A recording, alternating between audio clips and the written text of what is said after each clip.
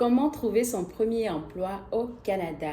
Bienvenue à la troisième vidéo de cette série que j'ai intitulée Testimony Time. Mon nom est Claude Andrea Bonny et il me fait plaisir de partager encore avec vous un autre témoignage de ma vie ici au Canada. Et aujourd'hui, on va parler de comment trouver son premier emploi ici au Canada. Première des choses que j'ai envie de vous demander, si vous n'avez pas encore liké la page, vous n'avez pas mis de j'aime, je vous inviterai à mettre un petit j'aime sur la chaîne YouTube et pourquoi pas même sur cette vidéo pour me donner un petit boost. J'apprécierais énormément. Alors, moi j'ai remarqué quelque chose ici au Canada. J'ai remarqué que les Canadiens prêtent beaucoup d'attention à ce que c'est que le service à la clientèle. Le service à la clientèle ici, pour ma part, est super important. Donc souvent même, lorsque tu n'as pas d'expérience canadienne, ne serait-ce que d'avoir vendu, d'avoir été vendeur ou je ne sais plus quoi, d'avoir travaillé dans un domaine où tu étais au service à la clientèle, ça peut te donner des points, si je peux le dire ainsi. Ça peut te donner des points. Ça, c'est mon analyse à moi.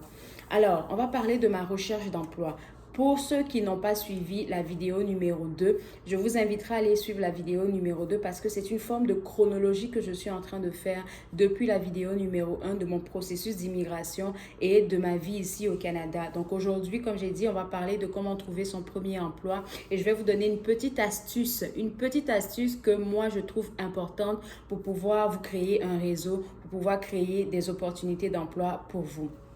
Alors, on va revenir à ma recherche d'emploi. Je l'ai mentionné dans ma deuxième vidéo. Quand je suis arrivée ici en juillet 2016, mon premier objectif, c'était de trouver un emploi. Donc, de juillet à septembre 2016, je ne faisais que chercher un emploi. Je ne faisais que faire des entrevues qui ne donnaient rien du tout. Donc, j'étais vraiment découragée, à vrai dire. Et bon, en septembre, l'école a commencé. J'étais vraiment focus sur les cours et tout ça. Mais il y a quelque chose que je faisais. Après avoir fini mes cours, j'imprimais mes curriculums, donc mes CV. Je partais à la reprographie, j'imprimais mes CV et j'allais dans tous les malls que je connaissais. Donc, j'allais au mall de Saint-Laurent, j'allais à Rideau Center pour ceux qui connaissent. J'allais même au mall qui est vers Orléans, la place d'Orléans et autres. J'allais partout où est-ce que je pouvais. Je déposais mes CV partout, dans les food courts, donc dans les food courts, dans les coins où on va à manger là. Je déposais mes CV partout, dans tous les magasins dans lesquels je pouvais rentrer, je partais. Je partais. Je déposais mes CV là-bas. Donc, c'est vrai qu'on peut aller sur les sites Internet pour chercher un emploi. Les sites Internet comme Indeed, comme Job Illico. Il y a quel autre site Internet? C'est les deux là qui me reviennent. Je ne sais pas pourquoi. Peut-être parce que j'ai beaucoup cherché les emplois dessus. Mais c'est vraiment de chercher déjà, de se donner la chance de faire des recherches sur les sites Internet, mais de faire aussi des recherches sur place. De faire des recherches sur place parce que souvent les personnes qui font, bon, pour ceux qui font des recherches sur place vont avoir beaucoup plus de chances, il me semble, pour une première expérience que des personnes qui vont aller en ligne. Alors, ça serait intéressant de vous donner la chance dans les deux coins, donc en ligne et puis aussi en personne. Surtout si vous n'avez pas d'expérience ici au Canada, ça serait intéressant pour vous de faire des recherches un peu partout, donc en ligne et aussi en personne. Et tellement, souvent j'imprimais 20 CV. Et puis, je me disais, aujourd'hui, mon objectif, c'est de déposer 20 CV. Donc, j'imprime les 20 CV et puis je vais me promener dans plusieurs malls. Et il y a une expérience que j'ai vécue qui m'avait frustrée. Je pense que cette journée-là, j'avais décidé d'imprimer 20 ou 25 CV et j'ai visé un mall dans lequel je devais aller. Alors, je vais dans le mall, je pars dans les différents coins que j'avais visés, je dépose mes CV et je me suis rendue dans un espace où on vendait à manger. Et j'ai donné mes CV un peu partout dans les petits restaurants et tout ça. Et il y a un restaurant dans lequel je suis allée, j'ai donné mon CV, le monsieur a regardé, il a dit, ah ok, si éventuellement tu veux travailler, ça sera quand et tout ça. Je dis, mais immédiatement, si je peux travailler, je vais travailler immédiatement. Il m'a dit, ok. Donc, quand il me dit ça, moi, dans mon cœur, j'ai un peu d'espoir. Je me dis, ah, voilà quelqu'un qui m'a posé des questions. Donc, j'ai un peu d'espoir. Et donc, je me retourne, je pars. Et vu que j'avais de l'espoir, je regardais encore, je me suis tournée pour regarder le nom du restaurant, comme pour vraiment repérer, pardon, le lieu dans lequel j'avais déposé mon CV. Et puis je vois le monsieur qui me posait beaucoup de questions là. Il a pris mon CV et puis il l'a mis dans la poubelle. Ah, ce jour-là, je vous dis, je voulais pleurer. Je voulais pleurer, je voulais pleurer, je voulais pleurer.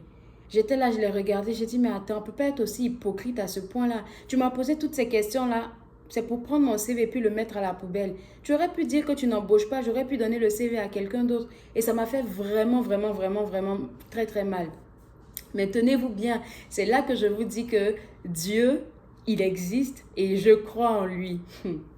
Parce que lorsque j'ai quitté ce lieu-là, après avoir vu qu'il ait déposé mon CV dans la poubelle, ben, je ne peux pas lui dire, redonne-moi mon CV, il l'a mis dans la poubelle. Donc, j'ai continué ma route et lorsque je m'apprêtais à sortir du mall, je me rends compte qu'il y a une dame, c'était dans la période des fêtes. Donc, je pense que c'était dans la période de octobre-novembre. Octobre-novembre. Donc, je sors du mall, je vois qu'il y a une dame qui est en train d'installer un stand en plein milieu du mall. Donc, ce n'est pas des magasins, mais c'est des stands qui se déplacent là. Donc, mais ils sont en plein milieu du mall. Et je la regarde en train de placer ses affaires par elle-même et tout ça. Donc, je m'approche d'elle, je dis bonjour madame, est-ce que vous embauchez en ce moment? Elle dit oui, elle embauche en ce moment, mais est-ce que j'ai un CV sur moi? Et je regarde dans mon sac, c'est là que je me rends compte que je n'ai plus de CV.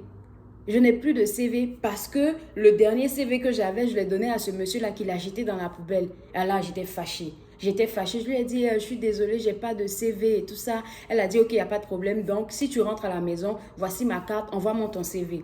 Je me suis dit, ok, au moins ça. Donc, elle me donne sa carte. Quand j'arrive à la maison, vous pensez que je me suis assise, chercher à manger, chercher à boire de l'eau, quoi? Non, hein. J'ai pris l'ordinateur directement. Je lui ai envoyé mon CV et tout ça.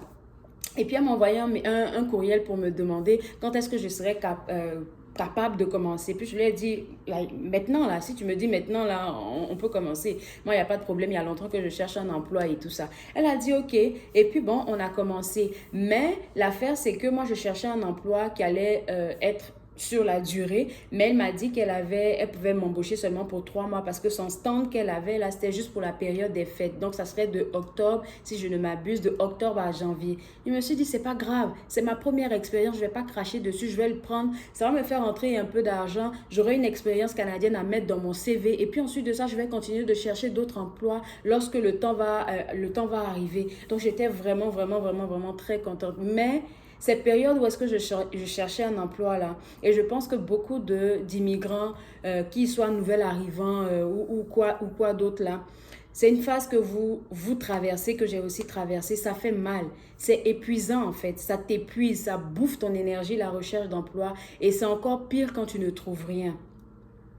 C'est décourageant, ça peut te rendre anxieux, tu peux vivre même de la dépression. Parce que, en fait, tu te sais capable, mais il n'y a pas d'ouverture pour toi. Il n'y a pas d'opportunité pour toi. Il n'y a rien de plus frustrant. Il n'y a rien de plus frustrant que ça. Il n'y a vraiment rien de plus frustrant que de vivre une situation pareille.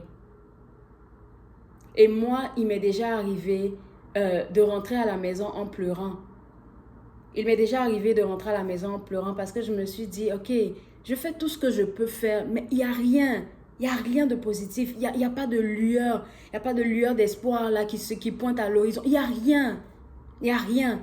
Donc c'est quelque chose que je peux comprendre parce que je suis passée par là aussi.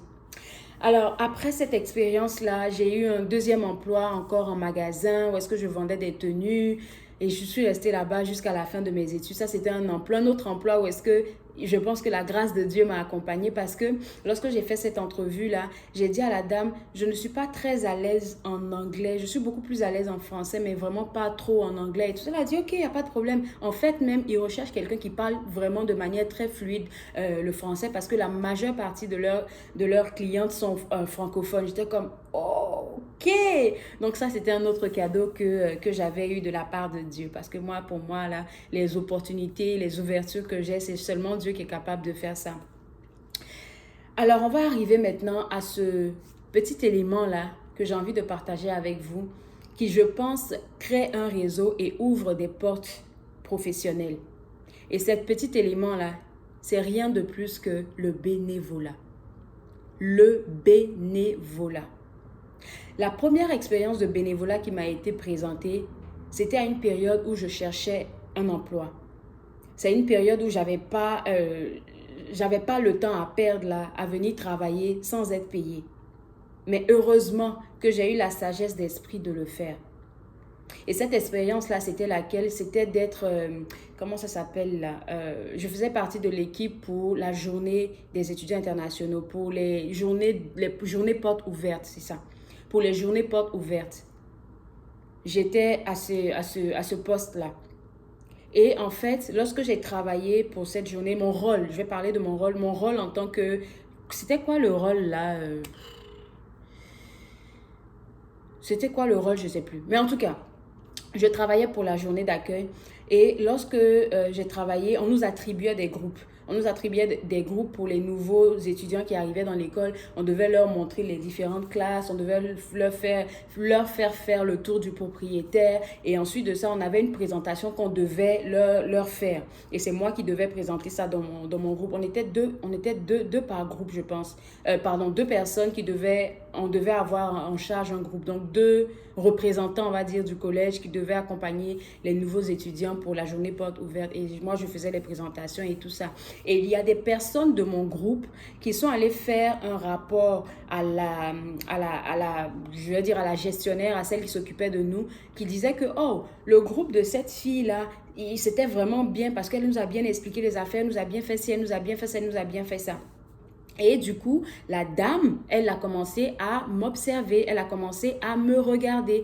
Et la deuxième journée porte ouverte, quand elle est arrivée, elle m'a encore appelé pour me demander, est-ce que ça t'intéresserait de faire la deuxième journée porte ouverte? Et puis je me suis dit, oui, pourquoi pas? Parce que c'est quelque chose qui me plaisait. Et puis je me suis dit, je me voyais en fait à la place des autres étudiants, des étudiants, des nouveaux étudiants internationaux. Je me voyais à leur place comme une année auparavant, 6 mois auparavant. Donc je savais ce que c'était. Et vu que j'avais vécu une expérience personnelle, j'étais capable de leur expliquer comment j'ai vécu ma procédure d'insertion ici dans le collège. Donc, j'étais capable de leur expliquer ça. Et ça me plaisait de le faire parce que je me suis dit, voilà mes frères qui arrivent, passant des nouveaux étudiants qui arrivent là, je suis là à la bonne place pour pouvoir donner les bons conseils et référer au bon coin. Alors, c'est ce que j'ai fait. J'ai fait le bénévolat à 2 reprises à l'école. Et lorsque c'est terminé, j'étais encore aux études. Lorsque c'est terminé, je pense 1 mois ou 1 mois et demi plus tard, la gestionnaire m'appelle et puis elle me dit, Claude Andrea, regarde, je ne sais pas si tu sais, mais sur le site internet du Collège La Cité, il y a un onglet où est-ce que tu peux aller déposer il y a des emplois. Donc, tu peux aller là-bas et puis aller appliquer pour un poste qui te plaît. On ne sait jamais. Il faudrait aller là-bas. Écoutez, si je n'avais pas fait le bénévolat, je n'aurais pas rencontré cette dame-là qui ne m'aurait pas donné l'astuce adéquate pour pouvoir appliquer pour un poste dans mon propre collège. Si je n'avais pas eu cette connexion divine-là, connexion que je qualifie de connexion divine, je n'aurais pas eu cette ouverture-là, cette astuce-là pour aller postuler. Et tenez-vous bien, lorsqu'elle m'a donné ça, quelque temps plus tard, elle m'envoie un courriel, il me semble, pour me dire, regarde, il y a un poste qui vient de s'ouvrir comme mentor au secteur international. C'est-à-dire que si ce poste-là, je l'avais, j'allais devenir une forme de représentant du secteur international pour accompagner les autres étudiants internationaux qui arrivaient nouvellement. C'est pas qu'est-ce que j'ai fait pendant le bénévolat là qui me suit encore. C'est ce que j'ai fait pendant mon bénévolat qui me suit encore. Et elle m'a mis la puce à l'oreille. Elle m'a dit, écoute, voici un emploi qui est en train de s'ouvrir là-bas. Je pense que tu serais bonne pour ce poste-là. Et j'ai postulé. Et lorsque j'ai postulé, j'ai été retenue. C'est le bénévolat qui a permis ça. C'est vrai que souvent, on recherche à travailler pour avoir de l'argent et tout ça. Mais ici, le bénévolat au Canada, là, ça te permet d'avoir des opportunités d'affaires. Parce que tu rencontres des personnes qui vont t'observer. Et ne te dis pas que c'est parce que je fais du bénévolat que je vais faire un travail là, boboche là. Non. Il faut vraiment t'impliquer. Il faut vraiment t'impliquer. Donc, c'est pour ça qu'il faut faire du bénévolat dans une entreprise qui te plaît, dans un organisme dont la mission te tient à cœur. Il faut vraiment choisir où est-ce que tu veux faire du bénévolat. Parce que à ce moment-ci, là, tu pourras te donner à ton 100% parce que tu aimes ce que tu fais. Tu aimes ce que tu fais. Et c'est comme ça que j'ai eu mon premier emploi au Collège La Cité, au secteur international. On a été la première cohorte, et je suis fière de le dire, on a été la première cohorte des mentors du secteur international au Collège La Cité. Donc, notre rôle était de discuter avec les étudiants internationaux qui étaient encore dans leur pays d'origine pour les préparer à leur venue ici au Canada et au Collège La Cité. C'était une expérience extraordinaire. C'était une expérience extraordinaire. On était 4. On était 4. Il y avait Caleb, il y avait Ousmane, il y avait moi, il y avait Syrah. Je ne sais pas si un jour ils verront cette vidéo-là. Je pense que je vais prendre la petite capsule-là et puis leur apporter ça. On a passé des merveilleux moments ensemble à accompagner ces étudiants internationaux-là. Mais tout a commencé où? Tout a commencé avec le bénévolat. Tout a commencé avec le bénévolat. C'est pour ça que peu importe si vous cherchez du travail pour avoir de l'argent ou pas, si une opportunité de bénévolat qui vous convient vient vers vous, ne refusez pas. Ne refusez pas. Parce qu'au sorti de là, vous allez peut-être avoir la carte de visite d'une personne qui serait peut-être une référence pour vous. Sait-on jamais? Sait-on jamais? Et donc, cette petite astuce que je voulais partager avec vous là, c'est le bénévolat et son importance. Le bénévolat, c'est important. C'est très, très, très important. Et donc, je suis restée 2 choses. J'avais mon travail dans le magasin de tenue où est-ce que je pouvais parler en français librement. Il y avait ce travail-là et j'avais aussi mon deuxième travail qui était au Collège La Cité. Donc, j'avais mon travail au collège et j'avais mon travail à l'extérieur du collège. Donc, pour une jeune fille qui arrivait ici, qui stressait, qui était dans la dépression limite là parce qu'elle ne trouvait rien à faire et qu'elle se sentait inutile et tout ça, en lieu et place d'avoir trouvé un emploi, elle a trouvé 2 emplois. Et le deuxième emploi, elle l'a trouvé pourquoi? Parce qu'elle a accepté de faire du bénévolat, parce qu'elle a accepté de travailler sans être payée. Et ça, c'est quelque chose que je n'oublierai jamais. Parce que le bénévolat m'a ouvert beaucoup, beaucoup, beaucoup de portes. Beaucoup de portes. En tout cas, après ça, je pense que je suis restée là avec ces 2 jobs-là. J'ai travaillé jusqu'à la fin de mes études, jusqu'à la graduation. Et c'est là que le deuxième problème s'est amené sur la table parce que là, j'avais terminé mes études et mon contrat au collège comme mentor allait se terminer. Il allait juste me rester mon travail de l'autre côté au magasin. Mais le problème avec ça, c'est que quand tu finis d'étudier comme étudiant international, tu as besoin de travailler dans ton domaine d'études pour 1600 heures ou même plus de 1600 heures avant d'appliquer pour la résidence. C'est ça les règles, c'est ça les règles. Donc, il me fallait absolument trouver un emploi dans mon domaine d'études. Et là, c'était une autre paire de manches. C'était difficile de trouver, dans ma tête, c'était difficile de trouver, comment on appelle ça, un autre emploi. Parce que je stressais déjà. Je stressais déjà par rapport à la recherche. Je stressais déjà parce que je me disais, encore un travail que je vais devoir faire pour pouvoir trouver un emploi. Donc, j'ai commencé à chercher. J'ai commencé à chercher un emploi. Avant même la graduation, j'avais commencé à chercher un emploi. Mais il s'est passé un miracle qui a fait que je ne suis pas restée longtemps sans emploi après ma graduation. Et on va en parler à la prochaine vidéo.